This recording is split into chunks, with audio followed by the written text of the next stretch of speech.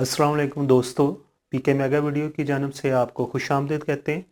तो आज मैं ऐसा एक टॉपिक लेके आया हूँ जो कि ना तो किसी बायोग्राफी के कंसर्न है और ना ही कोई ऐसी पॉलिटिशियन या कोई फिल्म इंडस्ट्री के अदाकार या अदाकारा के बारे में है। तो आज ये है कि मैंने ट्रैवलिंग की है सऊदी अरब से शारजा और शारजा से फिर फैसलाबाद।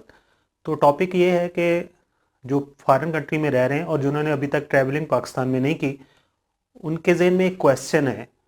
वही क्वेश्चन है कि आया हम कितने मोबाइल फ़ोन पाकिस्तान में ला सकते हैं।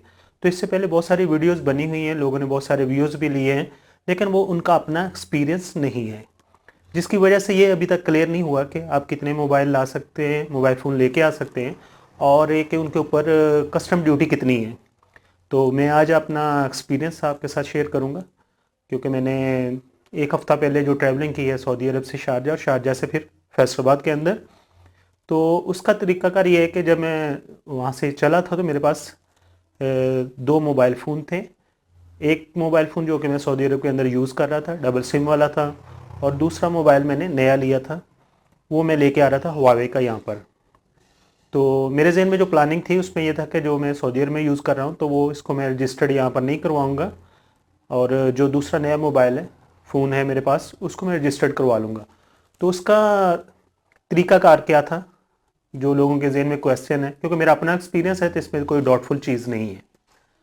तो जब मैं फैसलाबाद एयरपोर्ट पर पहुंचा तो वहाँ पर मैंने देखा कि उन्होंने ऐसे इश्तिहार, या उसको आप कह सकते हैं कि नोटिस बोर्ड पर उन्होंने ऐसे लगाया हुआ था कि उसका तरीक़ाकार क्या है। तो मैंने उसको एक दफ़ा पढ़ा, फिर भी मैंने पूछ लिया उनसे भी ये कहाँ पर रजिस्टर्ड करते हैं, तो उन्होंने कहा कि ये साथ ही हैं।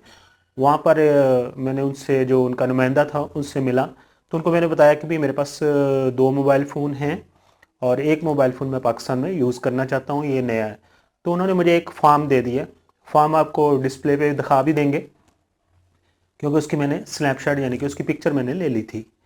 तो उसमें ये है कि पहले ये कि अगर आप पाकिस्तान में आ रहे हैं तो आपके पास अगर एक से ज़्यादा मोबाइल फ़ोन है जो पाकिस्तान में आप इस्तेमाल करना चाहते हैं, तो जो उन्होंने लिख के नोटिस बोर्ड पर लगाया हुआ था, तो उसमें यह था कि आप 5 मोबाइल फ़ोन लेके आ सकते हैं।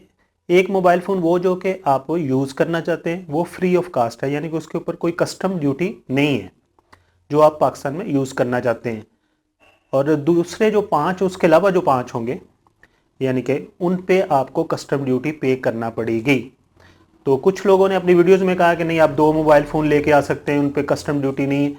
हाँ, आप जब लेके आ रहे हैं तो अगर पास 2 मोबाइल फ़ोन हैं, एक आप मोबाइल फ़ोन फॉरेन कंट्री में यूज़ कर रहे हैं, लेकिन आप उसको यहाँ पर एज ए रोमिंग यूज़ करना चाहते हैं, यानी कि वहाँ की सिम जो है वो ही यहाँ पर यूज़ करना चाहते हैं, तो फिर तो वो चल जाएगा। लेकिन अगर आप चाहते हैं कि नहीं, उसके अंदर आप जो लोकल आपकी सिम्स हैं, आपके कंट्रीज़ की सिम है, जैसे यूफोन, मोबीलिंक, टेलीनॉर, भारत वगैरह, तो वो नहीं हो सकेंगी। उसके लिए लाजम आपको ये कि जो एयरपोर्ट पर आपको फॉर्म मिलेगा उसको आपको फिल करना पड़ेगा। उस फॉर्म में लिखा हुआ है कि आप ये गिफ्ट देना चाहते हैं। अगर गिफ्ट देना चाहते हैं तो उसके लिए भी किसको देना चाहते हैं उसका नंबर आपको मालूम होना चाहिए। तो अगर आप खुद यूज़ करना चाहते हैं तो कौन कौन सी 2 सिम में यूज़ करना चाहते हैं, सिम्स यानी कि 2 यूज़ करना चाहते हैं, उसका भी आपको वहाँ पर नंबर लिखना पड़ेगा। आप अगर डिस्प्ले पे देखेंगे तो मैंने पूरे फॉर्म को आपको दिखा दूंगा, उसके अंदर जो जो पॉइंट हैं। तो इसलिए जो भी बंदा या जो भी पाकिस्तान ट्रैवल करना चाहते हैं, तो ये जो उनके जहन में कोई डाउट था उसको क्लियर कर लें, क्योंकि ये मेरा अपना खुद का तजर्बा है कि अगर आप आए हैं यहाँ पर, तो अगर आपके पास एक से ज़्यादा, यानी कि जो मोबाइल फ़ोन हैं जो पाकिस्तान में आप यूज़ करना चाहते हैं और नए हैं, तो एक के ऊपर आपको कोई कस्टम ड्यूटी नहीं पे करना पड़ेगी, लेकिन बाकी 5 जो हैं उनको आप रजिस्टर्ड करवाना पड़ेगा। उधर एयरपोर्ट पे कोई रश वश नहीं है। फैसलाबाद एयरपोर्ट पर तो मैंने देखा था, हम 2-3 बंदे थे जिन्होंने रजिस्टर्ड करवाना था।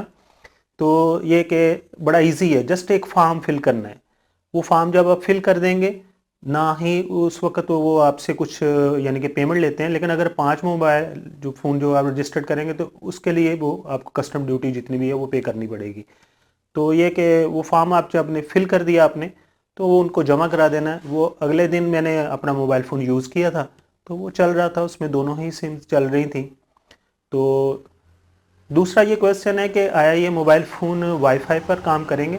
हाँ, अगर आप किसी भी मोबाइल के फ़ोन के ऊपर जो 5 आपने एक्स्ट्रा लिए हैं उन पर कस्टम ड्यूटी पे नहीं करेंगे, तो अगर आप घर के अंदर नेट लगा हुआ है तो वाईफाई से वो कनेक्ट हो जाएंगे, इसका उसके साथ कोई ताल्लुक नहीं है।